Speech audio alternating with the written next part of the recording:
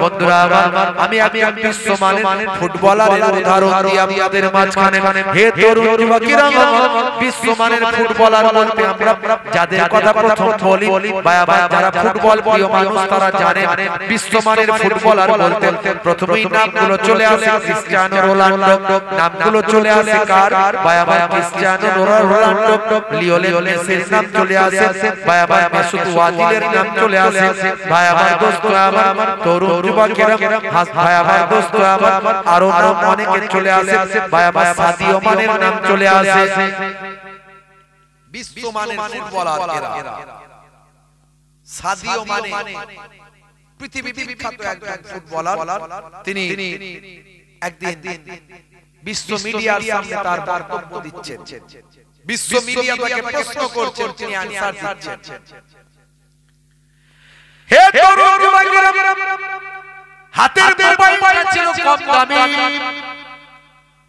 স্ক্রিনটা ছিল ফাটা, পড়ে গিয়ে ফেটে গিয়েছিল, পাল্টানোর সময় হয়নি। মিডিয়া পারসন জিজ্ঞাসা করলো, হে সাদিও মানে আপনি ওয়ার্ল্ড ক্লাস একজন ফুটবলার, আপনার হাতের মোবাইলটা কেন ফাটা, আর আপনার হাতের মোবাইলটা কেন কম দামি মোবাইল? সেই সময় সাদিও মানে বলেছিলেন, হে বিশ্ব মিডিয়া পারসন শুনে রেখে দেন, হ্যাঁ আপনি ঠিকই বলেছেন। আজকে আমার যে অবস্থা, ভারতীয় অর্থের আমি অন্তত 50 থেকে 70 কোটি টাকা পার মান্থ ইনকাম করি। প্রত্যেক মাসে আমার ইনকাম হলো ভারতীয় টাকা 50 থেকে 70 কোটি টাকা। এই 50 থেকে 70 কোটি টাকা আমার প্রত্যেক মাসে মাসে ইনকাম। আমি অনেকগুলো আইফোন নিয়ে ঘুরতে পারি, অনেকগুলো ফেরারি গাড়ি ব্যবহার করতে পারি, তারপরে আমি এগুলো না করে আমি নরমাল লাইফ স্টাইল করি, অল্প পয়সার মধ্যে আমি আমার জীবন যাপন করি। কেন জানেন? তার কারণটা হলো আমি হলাম একজন মুসলমান ঘরের সন্তান। আমার পিতা হলেন একজন ইমাম সাহেব, আমার নবী দয়ার নবী আখির জামানার পয়গম্বরের আমি একজন জোরে হবে না, জোরে হবে না। হে তরুণ যুবকেরা, সাদিও মানে বলেছিলেন, হে বিশ্ব মিডিয়ার মিডিয়া ব্যক্তিত্ব শুনুন, আমি আমার অরিজিনটাকে, আমি আমার উদ্ভাবনাটাকে ভুলে যাইনি। আমার ইনভেনশন যেটা, আমার পাস্ট অতীত যেটা, সেটাকে আমি ভুলে যাইনি। আমার নবী অতীতকে মনে রাখার কথা বলেছেন, আমি অতীতকে ভুলে যাইনি। আমার উদ্ভাবনা কথাটাকে জানো, আমি একটা গরিব পরিবারের সন্তান। আফ্রিকা মহাদেশের একটা ছোট দেশ হলো সেনেগাল। সেই সেনেগালে থেকে ভাই আমার রাজধানী থেকে বহু প্রত্যন্ত এলাকায় শত শত মাইল দূরে একটা ছোট গরিব গ্রাম হলো আমার। সেই গ্রামে আমি বড় হয়েছি। ছোটবেলা থেকে অনেক কষ্টে অনাহারে অত্যাহারে দিন কাটিয়েছি। আমি দেখেছি অভাব কাকে বলে। একটা বড় বয়স পর্যন্ত আমি খালি পায়ে মানুষ হয়েছি, জুতো পায়ে দেওয়ার আমার পয়সা ছিল না। আমার এই সেনেগালের মানুষের মনের দুঃখ যন্ত্রণা কষ্ট আমাকে বড় ব্যথা দেয়। আমি তাদের অনাহারে অত্যাহারে দিন কাটানোকে বড় কষ্ট পাই। আমার গরিব দেশের মানুষেরা একবার আনন্দিত হয়েছিল কখন জানো? যখন আমার দেশ ফুটবল খেলার বিশ্বকাপে চান্স পেয়েছিল। সেদিন আমি বিশ্বাস করেছিলাম, মেনে নিয়েছিলাম যে আমার দেশের মানুষকে বিশ্ব ফুটবল চান্স পাওয়ার কারণে আমার দেশের মানুষ আনন্দিত হয়েছে। আমিও একদিন বড় ফুটবলার হয়ে আমার দেশের মানুষকে হাসি ফোটাতে চাই। আমি ফুটবলারের কথা বলছি মানে আপনি ভাববেন না যে আমি ফুটবলের বড় বড় প্রশংসা করছি না। যদি বলেন হুজুর আপনি কি খুব ফুটবল ভালোবাসেন? না না, আমি ব্যক্তিগতভাবে ফুটবল পছন্দ করি না। শরিয়ত সম্মতভাবে আমার ভালো লাগে না। তার কারণ ফুটবল পায় আমার পা দিয়ে কারো বুকে লাগে, কারো মুখে লাগে, কারো মাথায় লাগে। একজনের পা আর একজনের মাথায়, একজনের পা আর একজনের বুকে। তুলনামূলক বেটার টাইম যদি বলেন ক্রিকেট, ভলি বা আপনার কি বলবো ব্যাডমিন্টন, জিম, ক্যারাটে, বিভিন্ন ব্যায়াম, শরীর চর্চামূলক আপনি কোন খেলা খেলতে পারেন, এতে অসুবিধা নাই, শরীর চর্চামূলক। কিন্তু সেখানে যদি জুয়া থাকে চলবে না। সেখানে যদি শরীয়ত বিরুদ্ধ কাজ হয়, নাচ গান ড্যান্স ইত্যাদি অশ্লীল ভাব ভঙ্গিমা থাকে, সেটা ইসলামে নিষেধ। কিন্তু ফুটবল খেলা চলবে কি চলবে না সেটা পরের কথা, আমি সে বিষয়ে যাচ্ছি না। আমি আমার দৃষ্টিতে পছন্দ করি না, আগেই বললাম। তাহলে এই কথাটা কেন বলছি? কারণ এখান থেকে একটা শিক্ষামূলক বক্তব্য উঠে আসছে। হে তরুণ যুবকেরা, সাদিয়া মালিক সেই সময় বলেছিলেন, শোনো হে বিশ্ব মিডিয়া, শুনে রেখে দাও, ছোট্ট বয়স তখন আমি, আমার পিতা ছিলেন ইমাম সাহেব, আমার পিতা মারা গেলেন অল্প বয়সে, আমার খেলাধুলার ক্যারিয়ার হয়তো শেষ হয়ে যাবে ভেবেছিলাম, কিন্তু না, আমার খেলাধুলার ক্যারিয়ার শেষ হলো না। আমার চাচা আমার পাশে দাঁড়ালেন, এমন সময় আরো কিছু ব্যক্তি আমার পাশে দাঁড়ালেন, আমার খেলাধুলাকে আমি এগিয়ে নিয়ে গেলাম।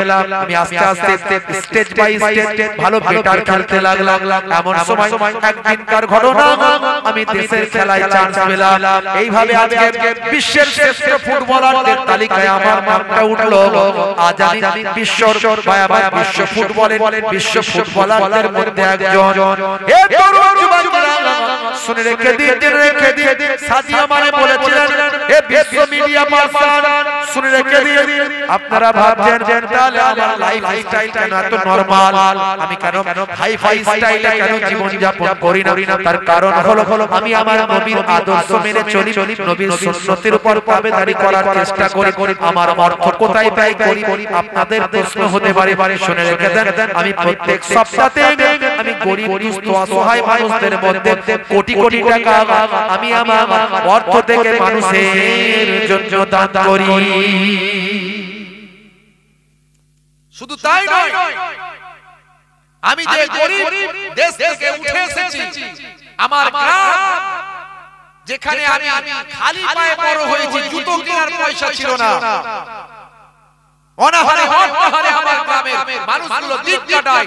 আজ তুমি সেখানে গিয়ে দেখো, আমার গ্রামটার গ্রাম আমি রাখি না, আমার গ্রামটাকে আমি আজকে শহর বানিয়ে দিয়েছি। সেখানে একটা বিশ্ববিদ্যালয়, সেখানে একটা হসপিটাল, সেখানে একটা কলেজ, সেখানে স্কুল, সেখানে মাদ্রাসা, সেখানে মসজিদ, সেখানে খেলার মাঠ, আমি সব রকম ভাবে আমার গ্রামটাকে সাজিয়ে আজকে শহর বানিয়েছি। আমি আমার অর্থ দিয়ে এগুলো করেছি। আমি দুস্থ অসহায় ভাইদের পাশে দাঁড়াই, আমি দ্বীনের জন্য ইসলামের জন্য ব্যয় করি, আমি আমার লাইফস্টাইলকে নরমাল ভাবে জীবন যাপন করি। কারণ অতিরঞ্জিত অপচয় খরচা ইসলাম পছন্দ করে না। অপচয় খরচাকারী, নষ্টকারী সে হলো শয়তানের ভাই।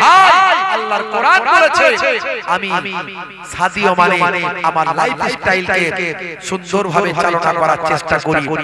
হে তরুণ যুবকেরা, শুধু তাই নয়, সাদিয়া মানে এমন একজন ফুটবলার যিনি 5 ওয়াক্ত নামাজ পড়েন। হে যুবকেরা, ভালো করে শুনুন বন্ধুরা, আমার তরুণ যুবকেরা, সাদিয়া মানে পৃথিবীর যে প্রান্তে ফুটবল খেলতে যান, যেখানে যান থাকেন না কেন, যে জায়গায় কি হোটেলে থাকেন, সেই জায়গা থেকে কাছাকাছি মসজিদে গিয়ে তিনি 5 ওয়াক্ত নামাজটা আদায় করেন। বন্ধুরা আমার, ইন্টারনেটে ভাইরাল হয়েছে তিনি যে মসজিদে একবার নামাজ পড়তে যান, সেখানে গিয়ে দেখা যায় মসজিদের টয়লেটটা পর্যন্ত নিজে হাতে পরিষ্কার করছেন। পৃথিবীর বিখ্যাত একজন ফুটবলার, কোটি কোটি কোটি টাকার মালিক, তিনি মসজিদের টয়লেটটা পরিষ্কার করে নিজের নম্রতা, নিজের ভদ্রতা, ইসলামের প্রতি মহানুভবতা বহিঃপ্রকাশ তার জীবন থেকে বহিঃপ্রকাশ হয়। কি আদর্শ একজন ফুটবলার! আমি এই উদাহরণটা এই জন্য দিলাম, আজকে আমরা বাস্তববাদী মানুষ, নায়ক গায়কের ভক্ত হয়ে গেছে মুসলমানের ছেলে। সাদিয়া মানে পৃথিবী বিখ্যাত একজন ফুটবলার, নবীর ভক্ত। কেসিয়াস কেলি, মাইকেল জ্যাকসন, সানা আলী খান, পৃথিবী বিখ্যাত একজন বলিউড নায়িকা সে আজকে হিজাব পরে ভাই আমার জীবন যাপন করছে, নবীর সুন্নতের তরিকা, নবীর আখলাক, নবীর চরিত্রকে মানুষের কাছে ছড়িয়ে দিচ্ছে। সাদিও মানে এত বড় বিশ্ব ফুটবলার, ভাই আমার ওয়ার্ল্ড ক্লাস ফুটবলার হয়েও তিনি একজন ভাই আমার নায়িকাকে বিবাহ না করে, একজন স্বল্প পোশাক পরিহিতা মহিলাকে বিবাহ না করে, একজন হিজাব পরিহিতা যে মহিলাকে বিবাহ করেছেন তার নাম হলো আয়েশা। জোরে বলুন সুবহানাল্লাহ। কি বার্তা দিচ্ছে তারা, কি বার্তা দিচ্ছে? আজকে রাসূলের তরিকা, রাসূলের আখলাক আমাদের মেনে চলতে হবে। এত বড় একজন ফুটবলার হওয়ার পরেও নামাজ ছাড়েননি মুসলমান। আজকে আমাদের নামাজটা পড়তে হবে, নামাজ ছাড়লে হবে না। নামাজের সময় হলেই নামাজটা পড়বেন। যখনই মুয়াজ্জিন আযান দেবে মসজিদে গিয়ে নামাজে দাঁড়িয়ে যাবেন, কারণ নামাজ ছেড়ে দিয়ে কেউ জান্নাতে যেতে পারে না। আমি নামাজের কথাটাই বলি ভাইরা আমার। আমার আল্লাহ কোরআন মাজিদে ৮২ বার নামাজের কথা বলেছেন। ওয়া আকিমুস সালাত, নামাজ কায়েম করো। অনেক যুবক ছেলেদের দেখা যায় আযান হলে মসজিদ তলা থেকে পালায়, আছে না নাই? আযান হলে মসজিদ তলা থেকে পালায়, চায়ের দোকানে গিয়ে ক্যারাম বোর্ড খেলে, টিভি দেখে, তাস খেলে সময় কাটায়। অথচ লোকের সামনে বলে আমার ভাগ্য খুব খারাপ, পরিস্থিতি ভালো যাচ্ছে না, বাজার খারাপ, ইনকাম হচ্ছে না, কারবারটা ঠিকঠাক চলছে না। অভিযোগ চায়ের দোকানে জানিয়ে লাভ নাই। প্রত্যেকের ডিপার্টমেন্ট আছে। ডাক্তার দেখাতে গেলে ডাক্তারের চেম্বারে গিয়ে কথা বলতে হবে, অ্যাডভোকেটের সঙ্গে পরামর্শ নিতে গেলে অ্যাডভোকেটের চেম্বারে যেতে হবে, কোন নেতার কাছে গিয়ে কোনো কিছু বলতে গেলে নেতার অফিসে যেতে হবে, পুলিশের কাছে কোনো কমপ্লেইন করতে গেলে থানায় যেতে হবে। আর আল্লাহর কাছে অভিযোগ চায়ের দোকানে জানালে হবে না। আল্লাহর অভিযোগ জানাতে গেলে আল্লাহর অফিস নামাজে সিজদায় এসে বলতে হবে। বারবার মুয়াজ্জিন বলেছে হাইয়া আলাস সালাহ, এসো নামাজের দিকে এসো। এলে কি হবে? হাইয়া আলাল ফালাহ, আমি আল্লাহ তোমাকে কামিয়াবি দেব, কল্যাণ দেব, তোমার নিয়তকে কবুল করব, তোমার দুঃখ দুর্দশা দূর করে দেব। জোরে জোরে সুবহানাল্লাহ। প্রত্যেকের দুঃখ কষ্ট আছে না নাই? যদি দুঃখ কষ্ট দূর করতে চাই, কাল থেকে নামাজে গিয়ে মসজিদে সিজদায় গিয়ে নামাজে দাঁড়ায়, সিজদায় গিয়ে আল্লাহর কাছে জানাই। আল্লাহ বলছেন আস্তাইনু বিসসাবরি ওয়াস সালাহ, বান্দা তোরা আমার কাছে সাহায্য প্রার্থনা কর ধৈর্য এবং নামাজের মাধ্যমে। ধৈর্য এবং নামাজের মাধ্যমে আমার কাছে চাও, আমি আল্লাহ তোমাদের দেব। জোরে বলে সুবহানাল্লাহ। ওয়াক্ত যে হলো ওযু করো, মসজিদে চলো, খোদার হুকুম পালন করো, নামাজটা পড়ো। ওয়াক্ত যে হলো ওযু করো, মসজিদে চলো, দিন রাত পাঁচ ওয়াক্ত নামাজ পড়লে পাবে ভাই জান্নাত। জোরে হবে না? কি যে একটু জোরে সুবহানাল্লাহ বলা যাবে? ঠান্ডায় জ্বর হয়ে যাচ্ছে মনে হচ্ছে, তাই তো নাকি? আওয়াজ আর বের হচ্ছে না। জোরে হবে না সুবহানাল্লাহ? ফজরের সময় হলে মসজিদে যাও তুমি চলে, থেকো না বিছানায় শুয়ে, খোদা দেন রহমত ঢেলে। জোরে হবে না? আরেকটু জোরে হবে না? জোহরের সময় হলে কাজটা দাও তুমি ছেড়ে, কিছু সময় দাও নামাজে, সফলতা আসবে চলে।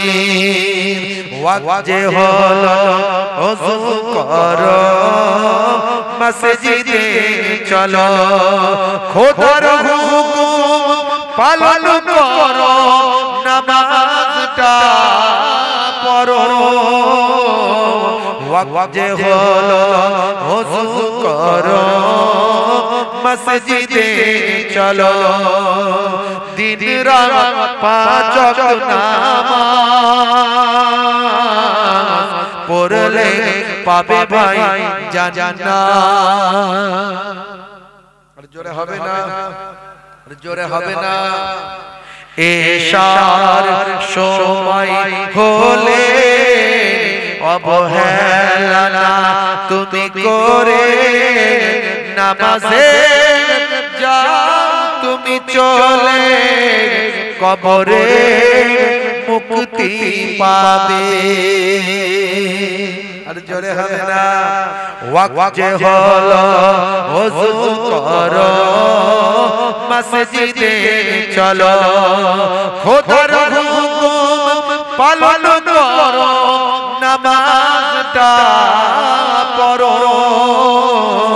ওয়াক্ত যে হলো ওযু করো মসজিদে চলো দিন রাত পাঁচ ওয়াক্ত নামাজ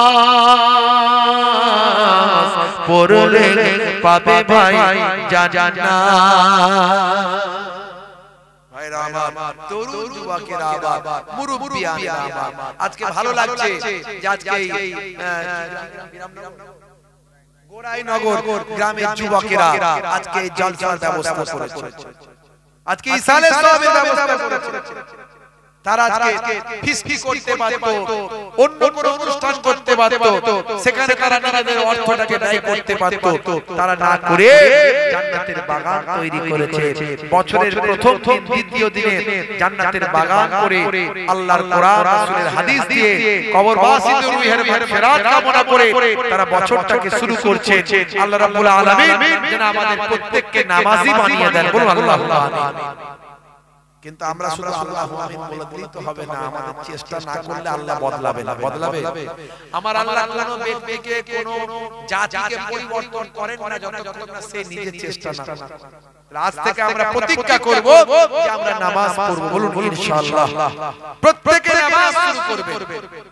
আর আরেকটা জিনিস বাড়িতে নিয়ে যাবেন, একটা হলো নামাজ, একটা হলো আর একটা সুন্নতের কথা বলি। এই এত সুন্নত বললাম, কবরে গেলে কোনো সুন্নত দেখা যাবে না, কিন্তু দেখা যাবে একটা সুন্নত, সেটা হলো মুখের দাড়ি। এখন নেতা মন্ত্রী খেলোয়াড় প্লেয়ার নায়ক গায়ক তারা সবাই মুখে দাড়ি রাখছে, দাড়ি হলো মুখের ফ্যাশন সৌন্দর্য, কিন্তু আমরা সৌন্দর্য বলে নয় নবীর সুন্নত মনে করে যদি রাখি, একটা সুন্নত কবরে গেলে দেখা যাবে। মুনকার নাকির ফেরেশতা যখন এসে বলবে মান রব্বুকা ওমা দীনুকা, দেখতে পাওয়া যাবে মুখে দাড়ি দেখা, হতে পারে ওই দাড়িটা হবে নাজাতের জারিয়া। বড় দাড়ি যদি লজ্জা পায়, ছোট হলেও রাখুন, কিন্তু নবীর সুন্নত মনে করে রাখুন। আজ বেঁচে আছেন, কাল বেঁচে থাকবেন গ্যারান্টি নাই, অন্তত কবরে দাড়িটা নিয়ে চলে যান। বাবার তরুণ যুবকেরা এই দুটো কাজ যদি করতে পারে, জীবনটা ধন্য হয়ে যাবে। নামাজ, আল্লাহ 82 বার কোরআন মাজিদে নামাজের কথা বলেছেন। নামাজ ছাড়বেন, নামাজ ছেড়ে দেবেন না। কাজা হলে কাজা পড়বেন, দাঁড়িয়ে পড়তে কষ্ট হয় বসে পড়বেন, বসে পড়তে কষ্ট হয় শুয়ে পড়বেন, কিন্তু নামাজ ছাড়বেন না। নামাজ ছাড়বেন। এই দুটো জিনিস বাড়িতে নিয়ে যান। আজকে একজন ফুটবলারের কথা চিন্তা করুন, আমি একটা ফুটবলারের উদাহরণ দিয়েছি। একজন বাস্তববাদী মানুষ, ভাবুন যে পৃথিবী বিখ্যাত একটা সেলিব্রিটি, ওয়ার্ল্ড ক্লাস ফুটবলার, সারা পৃথিবী তাকে চেনে, যার মাসে ইনকাম 50 থেকে 70 কোটি টাকা। সেই রকম একজন ব্যক্তি নামাজ তো পড়ছেন 5 ওয়াক্ত, যেখানে থাকেন জামাতে নামাজ পড়েন, এমন কি মসজিদে টয়। অনেক ছেলেরা ঘুরে বেড়াচ্ছেন এদিকে জান্নাতের বাগানে বসুন। অনেকে কমিটির ছেলেরা অনেকে আছেন এদিকে ঘুরছেন, গল্প করছেন, বসে আছেন। যারা কাজ করছে ঠিক আছে, যারা কাজে ব্যস্ত নাই তারা জান্নাতের বাগানে বসুন। কিছুক্ষণ আল্লাহ এবং রাসূলের কথা শুনুন, অন্তরটা জিন্দা হবে। ভাইরা, লোহায় যেমন মরিচা পড়লে জং খেয়ে যায়, মরিচা পড়ে যায়, তার জন্য দরকার হয় সিরিজ কাগজ।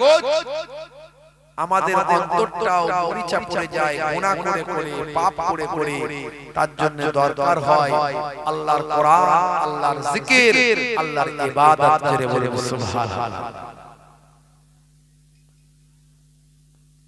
এই আস্তে কথা বলো ভাই, কারা কথা বলছে আওয়াজ আসছে। যারা রাস্তাঘাটে আছে জান্নাতের বাগানে এসে বসুন। হে তরুণ যুবকেরা,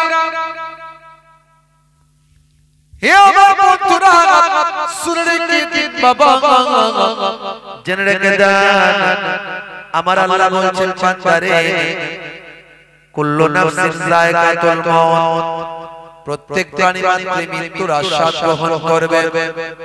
এই কবরবাসীরা কবরে চলে গেছেন, তাদের মাগফিরাতের জন্য আজকে দোয়ার মাহফিল, সওয়াব রেসানির মাহফিল করেছেন। হে যুবকেরা শুনে রেখে দেন, একদিন আপনাকে আমাকে কবরে যেতে হবে। বন্ধুরা আমার, তরুণ যুবকেরা আমার, মরতে যখন আপনাকে আমাকে হবে, মরবেন তো মরবেন আল্লাহ ওয়ালা হয়ে মরো। হে তরুণ যুবকেরা, আল্লাহ বলছেন পৃথিবীর জমিনে তোমাকে আমি বেকার সৃষ্টি করি নাই, তোমাকে আমি সৃষ্টি করেছি আমার ইবাদত করার জন্য, আমার নির্দেশনাগুলোকে মানার জন্য। হে দুনিয়ার মানুষ শুনে রেখে দাও, মা খালাকতুল জিন্না ওয়াল ইনসা ইল্লা লিয়াবুদুন, জিন জাতি মনুষ্য জাতিকে আমার ইবাদত করার জন্য আমি আল্লাহ সৃষ্টি করেছি। পৃথিবীর জমিনে একটু ভাবুন তো দেখি, 15 মিনিট নাকটার মুখটা যদি চেপে ধরা হয়, মানুষটা বেঁচে থাকবে না মারা যাবে?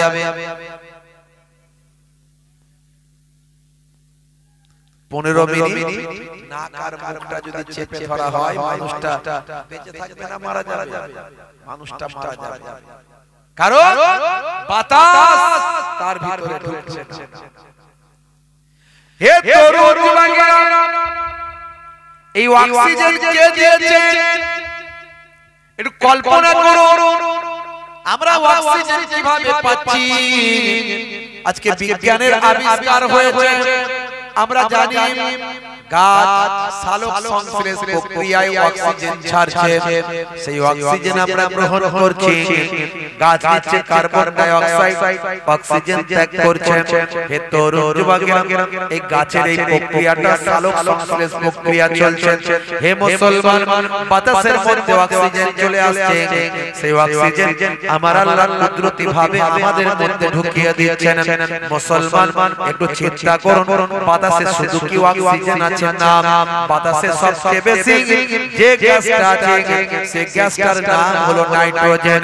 ভাই আমার, শুধু তাই নয়, বাতাসে শুধু নাইট্রোজেন নয়, বাতাসে আছে নাইট্রোজেন, বাতাসে আছে কার্বন ডাই অক্সাইড, বাতাসে আছে অক্সিজেন, বাতাসে আছে হিলিয়াম, বাতাসে আছে অন্যান্য গ্যাস। হে মুসলমান, এই এত কিছু বাতাসে মিক্সড হয়ে আছে। এই বাতাস থেকে সবকিছুকে বাদ দিয়ে আমার আল্লাহ কুদরতি ক্ষমতা অক্সিজেনটা আমার আপনার ভিতরে ঢোকাচ্ছেন। সবকিছুকে বাদ দিয়ে ফিল্টার করে কেবলমাত্র অক্সিজেন যা আমার আপনার ভিতরে দিচ্ছেন। এই কুদরতি ফিল্টার আমার আল্লাহ আপনার আমার শরীরে লাগিয়ে রেখেছে। সবচেয়ে বেশি আছে নাইট্রোজেন, কিন্তু আমরা নাইট্রোজেন না গ্রহণ করে গ্রহণ করছি অক্সিজেন। কিভাবে করছি? আল্লাহ কুদরতি ক্ষমতা, আল্লাহ আল্লাহকে আমাকে দান করছেন। একটু চিন্তা করুন, একটু ভাবুন। হে জওয়ান যুবকেরা, হে আমার বন্ধুরা, আমার আল্লাহ বললেন, হে দুনিয়ার মানুষ শুনে রেখে দাও, আমি আল্লাহ তোমাদের জন্য পৃথিবীতে যা নিয়ামত দিয়েছি সব তোমাদের জন্য আমি আল্লাহ সৃষ্টি করেছি। তোমাদের জন্য আকাশকে ছাদ বানিয়েছি, তোমাদের জন্য জমিনকে বিছানা বানিয়েছি, তোমাদের জন্য সূর্যকে ভাই আমার তোমাদের জন্য সূর্যকে লাইট বানিয়ে দিয়েছি যার দ্বারা দিন হয়ে যাচ্ছে। আর তোমাদের জন্য আমি আল্লাহ চন্দ্রকে ভাই আমার ডিপ লাইট ছোট আলো বানিয়ে দিয়েছি। কিতাবের মধ্যে দেখতে পাওয়া যায় সূর্য এবং চন্দ্র একই সময়ে আমার আল্লাহ তৈরি করেছে। সূর্য এবং চন্দ্র একই সময় তৈরি করেছে। জিবরাইল আলাইহিস সালাম বলেন আল্লাহ এই সূর্য এবং চন্দ্র দুই যদি একই সময় তৈরি হয়, একই ভাবে তৈরি হয়, তো মানুষের জন্য কি হবে তাহলে? আল্লাহ বলেন শোনো, সূর্যের দ্বারাই দিন হবে আর চন্দ্রকে চাঁদকে আমি আল্লাহ একটু ডিম লাইট বানিয়ে দেব। তুমি তোমার এই যে তোমার ডানা আছে সেই ডানা দিয়ে একটু আড়াল করে দাও। আড়াল করে দেওয়ার পরে আল্লাহর কুদরতি ক্ষমতায় ভাই আমার ঝাপসা হয়ে গেল, আলোটা অন্ধকার হয়ে গেল, সেটা চাঁদ ভাই আমার চাঁদের ডিম লাইট পরিণত হয়ে গেল। হে তরুণ যুবকেরা, হে আমার বন্ধুরা, হে আমার মুরব্বিয়ারা, আল্লাহ বললেন হে দুনিয়ার মানুষ শুনে রেখে দাও, সূরার নাম হলো সূরা নাবা, আয়াত নাম্বার হলো ৮। ভাই আমার বস্তু আমার আল্লাহ কোরআন মাজিদে বলেন ওয়া খালাকনাকুম আজওয়াজা, আমি আল্লাহ তোমাদেরকে জোড়ায় জোড়ায় সৃষ্টি করেছি। হে জওয়ান যুবকেরা, হে আমার বন্ধুরা মুসলমান, আমার আল্লাহ সূরা নাবার ভিতরে পর পর ভাবে আপনাকে আমাকে জানিয়ে দিয়েছেন হে মুসলমান, তোমাকে আমাকে আমার আল্লাহ কেমন ভাবে সৃষ্টি করেছেন, কুদরতি ক্ষমতায় কিভাবে সৃষ্টি করেছেন আমার আল্লাহ জানিয়ে দিয়েছেন। ওয়া জাআলনা নাওমাকুম সুবাতা, আমার আল্লাহ বলছেন আমি তোমাদের জন্য নিত্যে বিশ্রামের বানিয়ে দিয়েছি। আমার আল্লাহ আরো বলছেন সূরার নাম হলো সূরা নাবা, আয়াত নাম্বার হলো 10, ওয়া জাআলনাল লাইলা লিবাসা। হে দুনিয়ার মানুষ, তোমাদেরকে আমি আল্লাহ রাতকে তোমাদের জন্য পোশাক বানিয়ে দিয়েছি, রাতের বেলাটাকে তোমাদের জন্য পোশাক বানিয়ে দিয়েছি। আর দিনের বেলা কি করবে শোনো, ওয়া জাআলনা নাহারা মাআশা, আমি আল্লাহ তোমাদের দিনটাকে রুজি রোজগারের বানিয়ে দিয়েছি, রাতকে তোমাদের জন্য পোশাক বানিয়েছি, দিনকে রুজি রোজগারের বানিয়েছি, আর তোমাদের জন্য নিদ্রাকে বিশ্রামের করেছি। তোমাদেরকে আমি আল্লাহ জোড়ায় জোড়ায় সৃষ্টি করেছি। জোড়া হবে না, একটার পর একটা আমার আল্লাহ সব বলে দিয়েছে, ক্লিয়ারলি বলেছে। বলে আল্লাহ বলেছেন বান্দা তোমাদেরকে আমি আল্লাহ সুন্দর করে সৃষ্টি করেছি। লাকাদ খালাকনাল ইনসানা ফি আহসানি তাকবীম, হে দুনিয়ার মানুষ তোমাদেরকে আমি আল্লাহ সুন্দর করে সৃষ্টি করেছি। ভাইরা আমার, তরুণ যুবকেরা আমার, মুরব্বিয়ানেরা আমার, ভাইরা আমার, তোমাদের জন্য এত নিয়ামত দান করেছি, তার বিনিময়ে তোমাদের কাছ থেকে একটা জিনিস চেয়েছি, সেটা আর কিছু নয়, মা খালাকতুল জিন্না ওয়াল ইনসা ইল্লা লিয়াবুদুন, আমি জিন জাতি এবং মনুষ্য জাতিকে আমার ইবাদতের জন্য আমি আল্লাহ সৃষ্টি করেছি। ইবাদতের জন্য সৃষ্টি করেছি। তোমরা আমার ইবাদত করো। এখন ইবাদত মানে আমরা কি বুঝি বলেন? ইবাদত মানে আমরা নামাজ, রোজা, হজ, যাকাত এগুলো, এটাই তো আমরা বুঝি। কিন্তু আল্লাহ বলছেন শুধু ইবাদত। শুধু ইবাদত যদি হয় তাহলে কাজকর্ম, ব্যবসা বাণিজ্য এগুলো কি হবে? চাষবাস, দোকানদারি, সংসার ধর্ম, ছেলে মেয়ে, বিবি বাচ্চা। হে তরুণ যুবকেরা, মনে রাখবেন ঈমানদার যা কাজই করুক না কেন, ঘুমাতে গেলেও ইবাদত, কাজ করলেও ইবাদত, যখন আল্লাহর কাছে কান্নাকাটি করবে সেটাও ইবাদত, যখন মুচকি হাসবে তখন ইবাদত। রাস্তা দিয়ে যখন হাঁটবে নবিয়ানা তরিকায় যদি হয় সেটা আপনার ইবাদত বলে গণ্য হয়। বন্ধুরা আমার স্ত্রীর সঙ্গে যখন প্রেমালাপ করবে নবিয়ানা তরিকায় যদি হয় সেটা ইবাদত বলে গণ্য হয়। হে মুসলমান, রাস্তা দিয়ে যখন যাবে পেরেক কাঁচ ভাঙা পাথর পড়ে আছে সরিয়ে দেবেন, যদি সেটা নবীর তরিকা অনুযায়ী হয় ইবাদত বলে গণ্য হয়। পিতামাতার চেহারার দিকে যদি শ্রদ্ধার নজরে তাকানো হয় নবী বলেছেন বলে যদি হয় সেটা ইবাদত বলে গণ্য হয়। শুধু তাই নয়, এতিম দুস্থ অসহায় বাচ্চা পেলে তাকে একটু স্নেহ দেবেন, ভালোবাসা দেবেন, মাথায় হাতটা বুলিয়ে দেবেন, যদি নবী বলেছেন বলে হয় সবটাই আপনার ইবাদত বলে গণ্য হয়। ঘুমাতে যখন যাবেন ডান দিকে কাত হয়ে ঘুমাবেন, নবী বলেছেন তাই ইবাদত বলে গণ্য হয়। হে তরুণ যুবকেরা আমার, খাওয়া দাওয়া যখন করবেন পেটটাকে তিনটে ভাগে ভাগ করবেন, একটা ভাগে খাবার দেবেন, একটা ভাগে পানি দেবেন, একটা ভাগ ফাঁকা রাখবেন। নবী বলেছেন তাই ইবাদত বলে গণ্য হয়। খাওয়া দাওয়ার পরে আলহামদুলিল্লাহ বলবেন, খাওয়ার আগে বিসমিল্লাহ বলে শুরু করবেন। খাওয়া দাওয়ার পরে চেটে মুটে খাবেন, ইবাদত বলে গণ্য হয়। মাঝে মাঝে ঘরটা নিজে হাতে ঝাড়ু দেবেন, মাঝে মাঝে ঘরটা মায়ে বারবার নিজে হাতে ঝাড়ু দেবেন, স্ত্রীর সঙ্গে ছোট ছোট কাজগুলো করবেন। ওয়া ইয়াহমিলু বিযাতিন বিনাসুক, মাঝে মাঝে বাজারে যাবেন, বাজারটা নিজে হাতে করবেন। নবী বলেছেন তাই সবটাই আপনার ইবাদত বলে গণ্য হয়। যা করবেন যদি নবী বলেছেন বলে করছেন, এই মেন্টালিটি যদি আপনার থাকে, ইন্নামাল আমালু বিন্নিয়াত, নিয়তের উপর আমল হয়। সব আপনার ইবাদত। মিষ্টি কথা বলবেন, কেউ যখন কথা বলবে ভাইরা আমার, তরুণ যুবকেরা আমার, মুরব্বিয়ানেরা আমার, ম্যাডাম রীতা তিন্দু তিনি বলেন যে আমি যখন নবীর জীবনী পড়লাম অবাক হয়ে গেলাম। নবী শিখিয়েছেন যখন তোমার সঙ্গে কেউ কথা বলবে, কথা কমপ্লিট হওয়ার আগে আগে উঠে চলে যেও না, তার কথাটা পুরো শোনো। যদি না শোনো তাহলে সে কষ্ট পাবে, তার কথাটা তোমার শোনা হলো না, সে মানসিকভাবে স্বস্তি পাবে না। তুমি তার কথাটা কমপ্লিট শুনবে। আমি রীতা কুন্ডু, আমি অবাক হয়ে গেলাম, আমি অবাক হয়ে গেলাম। কি নবী আমাদের শিখিয়েছেন। আমি অনেক সময় দেখেছি, আমি যখন কারো কাছে আমার কথাগুলো শোনানোর চেষ্টা করি তখন সে আমার পুরো কথা না শুনি চলে যায়, বিরক্ত বোধ করে।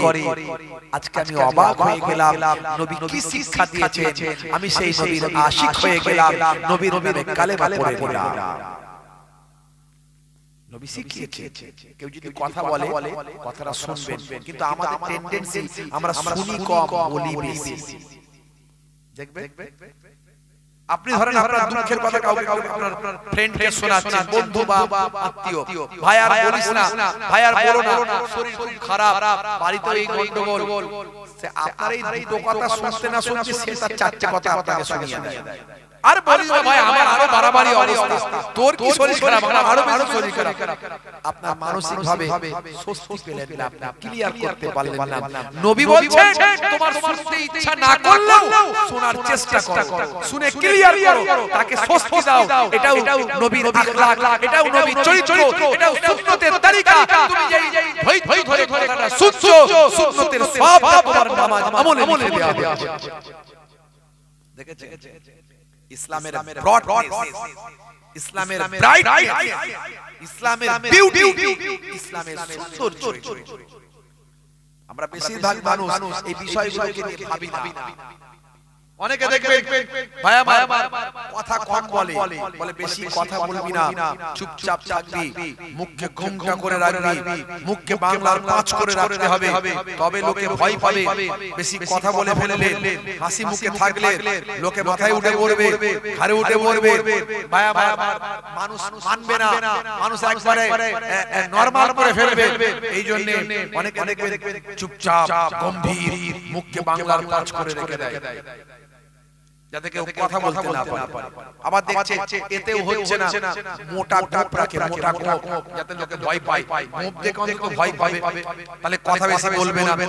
সামনে কথা বলতে গেলে একটু চুপচাপ থাকবে, বাবা কি কথা বলবো ভেবে চিন্তে কথা বলবে। গোপ দেখে অন্তত ভয় পায়। দেখছে গোপেতেও কাজ হচ্ছে না, গোপকে আবার পাকিয়ে দিয়েছে, ভালো ভালো পাকিয়ে দিয়ে যাতে করে লোকে ভয় পায়। আর আমার নবী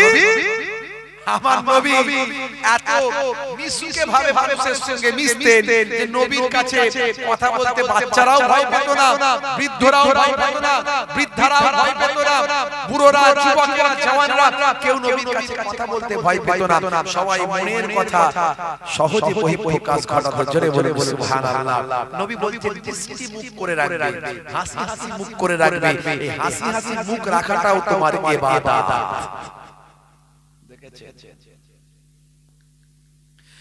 হে তরুণ যুবকেরা, হে আমার বন্ধুরা, শুনে রেখে দিন বাবা, জেনে রেখে দেন হে মুসলমান, একটুখানি লক্ষ্য করুন বাবা ভাইরা আমার। 1450 বছর আগে আল্লাহর নবী যা বলেছেন আজকের যুগে সব বিজ্ঞানের বাস্তবতায় পরিণত হয়েছে।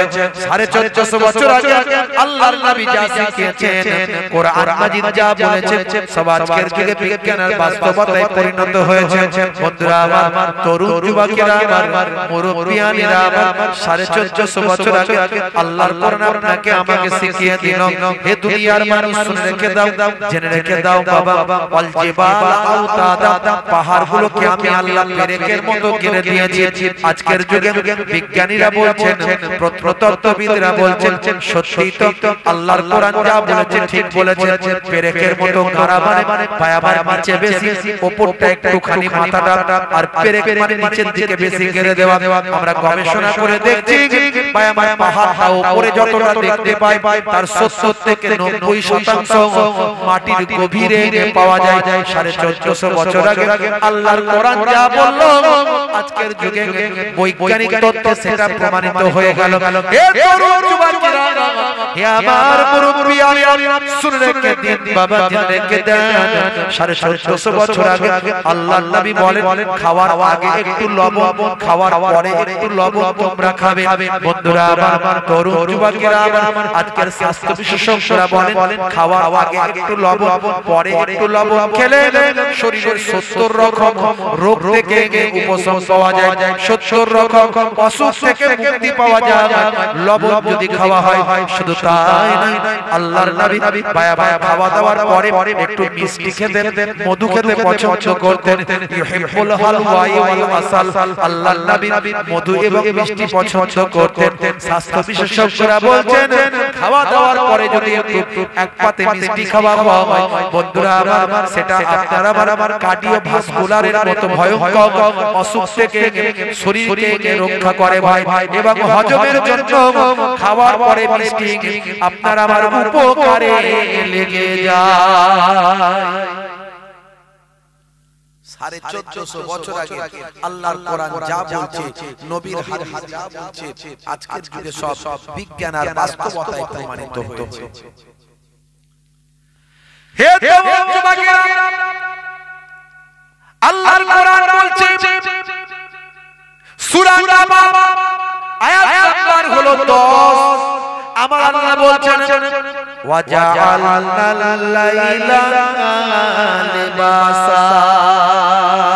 হে দুনিয়ার মানুষ, শুনে রেখে দাও, আমার আল্লাহ বললেন, তোমরা রাতের বেলাকে আমি আল্লাহ তোমাদের জন্য পোশাক বানিয়েছি। রাতের বেলায় তোমরা পোশাক পরে করবে, রাতটাকে পোশাকে বানিয়ে নেবে। অর্থাৎ পোশাক যেমন শরীরটাকে ঢেকে রাখে, রাতটাকে দিকে দিয়ে তোমার শরীরটাকে ঢেকে রাখবে। অর্থাৎ অন্ধকারের মধ্যে তুমি নিজেকে ঢুকিয়ে রাখবে। রাতের বেলা অন্ধকারের মধ্যে প্রবেশ করবে, অন্ধকারের মধ্যে ঢেকে থাকবে। অন্ধকার অলংকার দিয়ে তোমার শরীরটাকে পোশাক বানিয়ে নেবেন। হে তরুণ যুবকেরা, আমার আপনার নবী আরো ক্লিয়ারলি সুন্দর করে বলেছেন, বুখারী শরীফের হাদিস 5634 নম্বর হাদিস।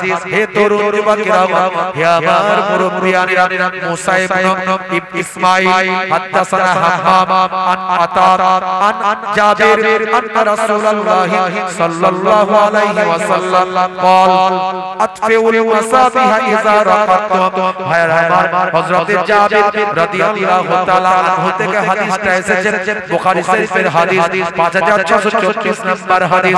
আল্লাহর নবী বলেন, যখন তোমরা ঘুমাতে যাবে ঘরটার লাইটটা বন্ধ করে দেবে। যখন ঘুমাতে যাবে আলোটা বন্ধ করে দেবে। আল্লাহর কোরআন যা বললো নবীর হাদিস আর সুন্দর করে ব্যাখ্যা করে দিল। এইজন্য বলি কোরআনের ব্যাখ্যা হলো হাদিস। কোরআনকে ব্যাখ্যা করে দিয়েছে হাদিস। হে তরুণ যুবকেরা, হে আমার বন্ধুরা, শুনে রেখে দিন বাবা, জেনে রেখে দেন হে মুসলমান, একটুখানি লক্ষ্য করুন। আজকের 1450 বছর আগে আল্লাহর কোরআন বলল, রাতকে তোমাদের জন্য আমি পোশাক বানিয়ে দিয়েছি। মানে পোশাক যেমন শরীরকে ঢেকে রাখে, রাত দিয়ে নিজের শরীরকে ঢেকে রাখো। আরো ক্লিয়ার ভাবে আল্লাহর নবীর হাদিস বলল, রাতে যখন ঘুমাতে যাবে লাইটটা আলোটা বন্ধ করে দেবে। হে তরুণ যুবকেরা, 1450 বছর আগে কোনো প্যাথোলজি ছিল না, কোনো আল্ট্রাসাউন্ড ছিল না, কোনো ল্যাবরেটরি ছিল না, কোনো এক্সরে মেশিন, ইসিজি মেশিন ছিল না, কোনো রকম কার্ডিওগ্রাফি কিছু ছিল না, মাইক্রোস্কোপ, স্টেথোস্কোপ, ব্যারোমিটার, থার্মোমিটার ছিল না। হে তরুণ যুবকেরা, কোনো টেকনোলজি ছিল না, কোনো রকম বিজ্ঞানী ছিল না। বিজ্ঞানীদের মহাবিজ্ঞানী আপনারা আমার নবী 1450 বছর আগে যা বললেন, আজকের যুগে বিজ্ঞান আর বাস্তবতায় প্রমাণিত হলো। এই জন্যই আমি বলি কোরআনের ভাই যত বিজ্ঞানের ডেভেলপমেন্ট বাড়বে, বিজ্ঞানের গবেষণা যত বাড়বে, আল্লাহর কোরআন বোঝা তত সহজ হয়ে যাবে। বন্ধুরা আমার, তরুণ যুবকেরা, আজকের বিজ্ঞানের গবেষণায় পাওয়া যায়, বিজ্ঞানীরা গবেষণা করে বলছে বাবা, হে তরুণ যুবকেরা, মাথা থেকে 5 ধরনের হরমোন নিঃসৃত হয়। মাথা থেকে 5 ধরনের হরমোন। হে তরুণ যুবকেরা, মাথা থেকে 5 ধরনের হরমোন নিঃসৃত হয়। তার মধ্যে মানুষ যখন ঘুমিয়ে যায়, মানুষ যখন ঘুমের মধ্যে থাকে, আর ঘরটা যদি অন্ধকারের ভিতরে থাকে, চোখ যদি ইন্ডিকেট করে ব্রেনকে যে আমি অন্ধকারের ভিতরে আছি, মানুষটা যদি গভীর ঘুমে আচ্ছন্ন থাকে, অন্তত ঘুমের 2 ঘন্টা পরে মাথার পেছন সাইড থেকে একটা হরমোন নিঃসৃত হয়। এই হরমোনটার নাম হলো মেলাটোনিন হরমোন। এই হরমোনটা গভীর ঘুমে থাকতে হবে এবং অন্ধকারের ভিতর থাকতে হবে। অন্ধকারের ভিতরে থাকলে, গভীর ঘুমে আচ্ছন্ন থাকলে এই মেলাটোনিন হরমোনটা মাথার পেছন সাইড থেকে বের হয়ে আমার রক্তের সঙ্গে মিশে যায়। রক্তের সঙ্গে মিশে গিয়ে কি কাজ করে? হে দুনিয়ার মানুষ, শুনে রেখে দেন, স্বাস্থ্য বিশেষজ্ঞরা বলেন, কি বলেন বাবা? তারা বলেন, আমাদের শরীরে ক্যান্সারের জীবাণু, ক্যান্সারের ভাইরাস থেকে শরীরকে মেলাটোনিন হরমোন প্রতিরোধ করে। এই রক্তের কারণে আমাদের ক্যান্সার থেকে শরীর বেঁচে যায়। জোরে বলুন সুবহানাল্লাহ। এই হরমোনটা বের হওয়া কতটা গুরুত্বপূর্ণ ব্যাপার। আর এই হরমোনটা বের হওয়ার জন্য অন্ধকার ঘরের ভিতর ঘুমাতে হবে। কিন্তু মুসলমানের ছেলে অন্ধকার ঘরে ঘুমাতে পারে না। বেশিরভাগ ছেলেরা লাইট না জ্বালালে ঘুমাতে পারে না। বলে হুজুর ঘুমাবো কি করে? ঘুমালি তো লাল লাল স্বপ্ন দেখি, যেন মনে হচ্ছে জিনেদের বাদশা এসে চাচা তুলে নিয়ে চলে যাচ্ছে। কথা ঠিক না ভুল? বলে বুকের উপরে চেপে বসে গলা বসে ধরছে, গলা চেপে ধরছে হুজুর, বুকের উপরে বসে পড়ছে, রিসুম ঢাসা করে পিটছে। তো কি করে আর অন্ধকারে ঘুমাই বলুন? লাইটটা জ্বালালে তো বাঁচার রাস্তা। অন্তত এই স্বপ্নগুলো তো দেখি না, আর জিন ভূত কেউ আসে না। কেন আসবে না বলে? পেচ্ছাপ করে পানি নাই। কথা ঠিক না? নামাজ পড়ে তো ভূত তো জিন তো এমনি আসবে। ভূত বলে তো কিছু নাই, যা আছে জিন। জিনটাকে অনেকে ভূত বলে। কি হবে মানুষ হয়ে, কি হবে মানুষ হয়ে যদি না চিনতে পারে প্রভুকে, কি হবে মানুষ হয়ে, কি হবে মানুষ হয়ে, কি হবে মানুষ হয়ে যদি না চিনতে পারে প্রভুকে, কি হবে মানুষ হয়ে। মানুষগুলো করছে দেখো খোদার ওই অবাধ্যতা, দিন রাত নামাজ ছেড়ে ধরছে তারা পাটির ধ্বজা, নেতার ওই পেছন চড়ে ঘুরছে তারা বাম্ব নিয়ে।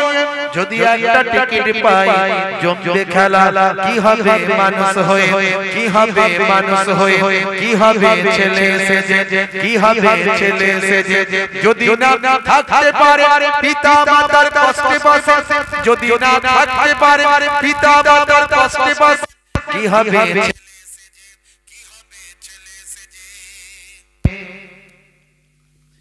আজকাল করছে ছেলে পিতা মাতার জায়গা জমি, জীবন সাদা তাদের নিজের নামে লেখা পড়ে, ছেলের বিয়ে গলে ঘর জামাই যাচ্ছে চলে, ছেলের বিয়ে গলে ঘর জামাই যাচ্ছে চলে, অথবা আলাদা হলো মাকে ছেড়ে, অথবা আলাদা হলো মাকে ছেড়ে, কি হবে ছেলে সেজে, কি হবে ছেলে সেজে, কি হবে নারী হয়ে, কি হবে নারী হয়ে যদি না চলতে পারে এই দুনিয়ায় বোরকা পরে, কি হবে নারী হয়ে।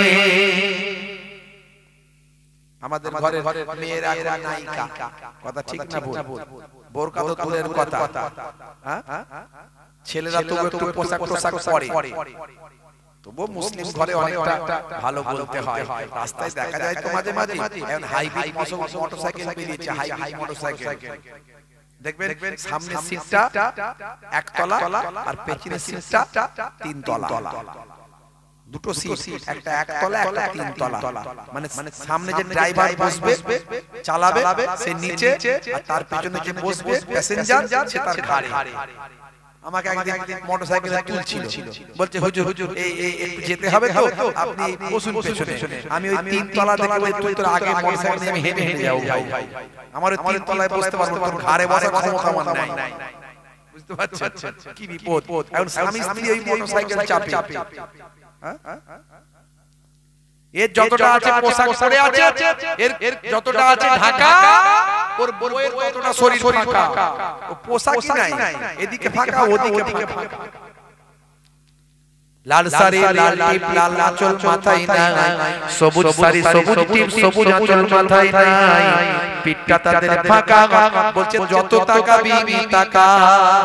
কেমন লাগে মুসলমানের ছেলে নিজে হয়েছে নায়ক, বউকে বানিয়েছে নায়িকা, মনে মনে চিন্তা করছে ঠিকঠাক নায়িকা লাগছে তো, দেখ কেমন লাগে।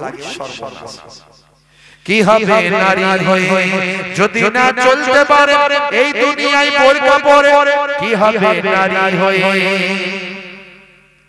আজকাল চলছে দেখো নারীগুলো বেপরদায়, গায়ে হাতে ট্যাটু এঁকে জিন্স পরছে রে ভাই, চোখে আইলাইনার ঢেলে গালে গাল পালিশ মেরে, চোখে আইলাইনার ঢেলে গালে গাল পালিশ মেরে, সমাজটা দিল এরা রসাতলে, সমাজটা দিল এরা রসাতলে। কি হবে নারী হয়ে, কি হবে নারী হয়ে, কি হবে ছাত্র সেজে, কি হবে ছাত্র সেজে যদি যাই সময়টা ওই ফ্রি ফায়ার আর পাবজি খেলে। এখানকার ছেলেরা খেলে না, ফ্রি ফায়ার পাবজি আছে নাকি? এই আসার সময় যখন ঢুকছি ওই যে একটা ক্যালভেট আছে, ক্যালভেট দুদিকে দেখলাম, এদিকে 4-5 জন, এদিকে 4-5 জন, সব হাতে মোবাইল নিয়ে সব গুলি চালাচ্ছে, গুলি করে যাচ্ছে। এই ভাইরাস এখানেও আছে, এই ভাইরাস এখানেও আছে, মারাত্মক ভাইরাস। বুঝতে পারছো?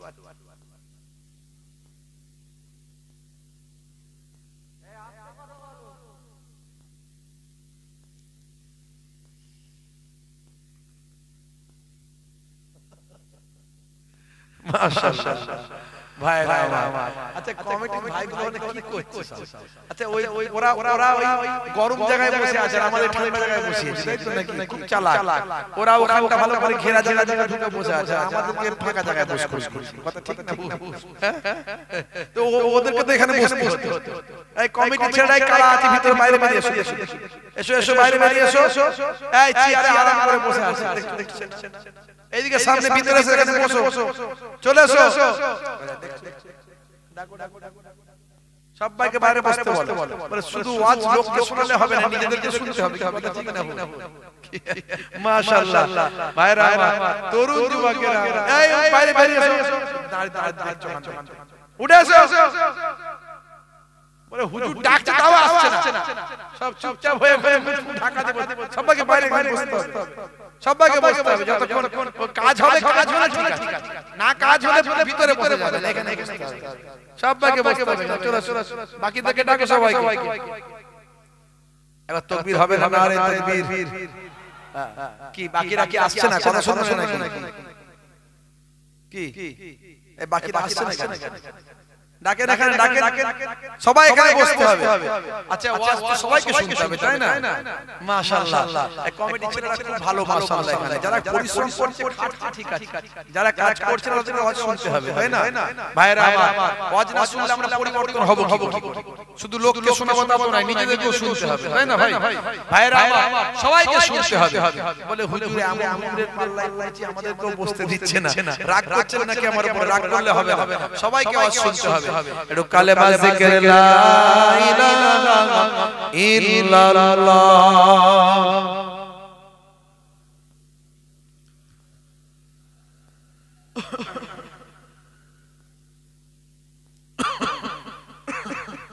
ভাইরা আমার তরুণ যুবকেরা আমার মুরব্বিয়ানেরা আমার আমি এর আগে ফ্রি ফায়ার পাবজি নিয়ে ওয়াজ করেছিলাম আপনারা জানেন ভাইরাল হয়েছিল ইন্টারন্যাশনাল ভাবে ভাইরাল হয়েছিল শুধু ভারতবর্ষে নয় ভারতবর্ষের বাইরে আমি সেদিন বলেছিলাম হারাম আজও বলে যাচ্ছি হারাম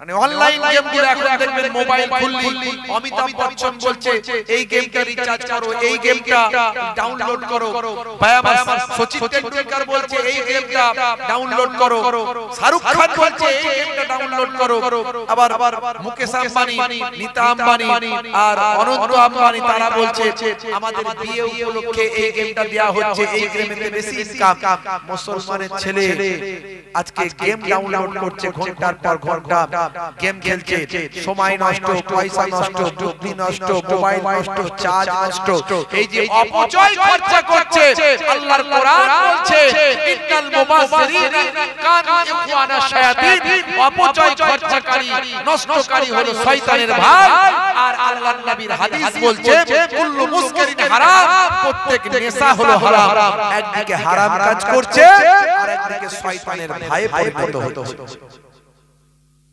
যারা এই অনলাইন গেম গুলো খেলো আমি এর আগেও বলেছিলাম আজও বলছি ডিলিট করো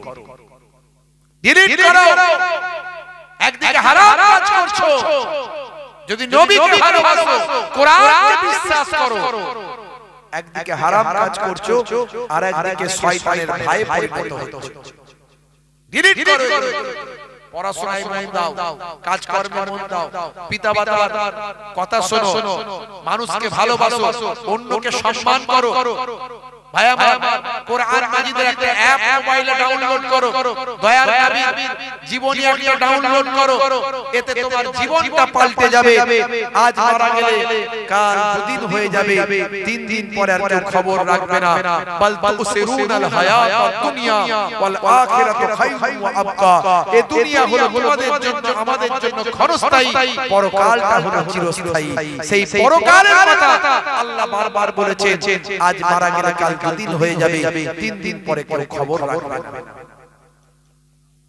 ভাইরা আমার তরুণ যুবকেরা আমার মুরব্বিয়ানেরা আমার হে জওয়ান যুবকেরা হে আমার মুরব্বিয়ানেরা শুনে রেখে দিন বাবা জেনে রেখে দেন হে মুসলমান নেশা মুক্ত জীবন যাপন করো 1450 বছর আগে আল্লাহর নবী বললেন নেশা মুক্ত জীবন যাপন করার জন্য আজকের স্বাস্থ্য বিশেষজ্ঞরা বলছেন নবী ঠিকই বলেছেন নেশা মুক্ত জীবন যাপন করলে তার আয়ু লংজিভিটি বেড়ে যায় লংজিভিটি বাড়বে কি কমবে সেটা আমরা জানি না, কিন্তু আল্লাহ হায়াত দারাজ করলে আল্লাহ বাড়ালে বাড়বে, কমালে কমবে। কিন্তু স্বাস্থ্য বিশেষজ্ঞরা তাদের বৈজ্ঞানিক চিন্তা ভাবনা নিয়ে তারা বলছেন, ভাইরা আমার, এর দ্বারাই বোঝা যায় নেশামুক্ত জীবন যাপন করা স্বাস্থ্যের জন্য উপকার। মুসলমানের ছেলে মদকে মেডিকেল জুস বলে খায়, আছে না নাই? মিলাদুন নবীতে যায়, জলসার সময় চাঁদা দেয় ভাই, জুম্মার দিনে পাঁচ কাতারে দাঁড়ায়, ইমাম সাহেব দেখলে ছুটে গিয়ে মুসাফাটা করে নেয়। মা বলেছে এক মাস রোজা রেখে দেয়। আবার মাঝে মাঝে রাত্রি 9টা বাজে চিনু পিনু পিনুরা ভাই আমার হামাদামা মার্কেটে যায়, বেড়াচাপা বাজারে যায়, পালসার গাড়ি নিয়ে ভাই আবার 3-4 বন্ধু মিলে সোপের সামনে গিয়ে হাতটা গলিয়ে দিয়ে বলে, কাকা একটা লাল পানির বোতল চাই। বাগানের ধারে, পুকুরের পারে, নদীর ধারে 2-3 বন্ধু মিলে যখন খায় তখন বলে, জানিস না হুজুররা বলে কিছু খেলে জানিস না গোপের পানি তুলে খেতে হয়, গোপটা তুলে খেতে হয়, গোপ তুলে মদ চালিয়ে দেয়। বলে হুজুর আপনি যেটাকে মদ বলছেন এটা মেডিকেল জুস, ডাক্তার খেতে বলেছে শরীর স্বাস্থ্য ভালো হবে। আমি বলি এক বালতি দুধে যদি এক ছিপি কুকুরের পেচ্ছাপ দেওয়া হয়, এক বালতি দুধে এক ছিপি কুকুরের পেচ্ছাপ দেওয়া হয়, দুধ বলে কেউ কি খাবে সেটা জানতে পারলে খাবে? কোন গ্যাসও নয়, গন্ধও নাই, কোন টেস্ট পাওয়া যাবে না, কিন্তু ওই যে এক ছিপি কুকুরের পেচ্ছাপ ওই যে মাথায় ঢুকে যাবে, ও এক বালতি দুধ ফেলে দেবে। মদ খেয়ে কেসা হোক আর নাই হোক, মদ মদই হয়, হারাম হারাম কখনো হালাল হয় না। শরীরে গেলে সারা শরীরটা হারাম হয়ে যায়।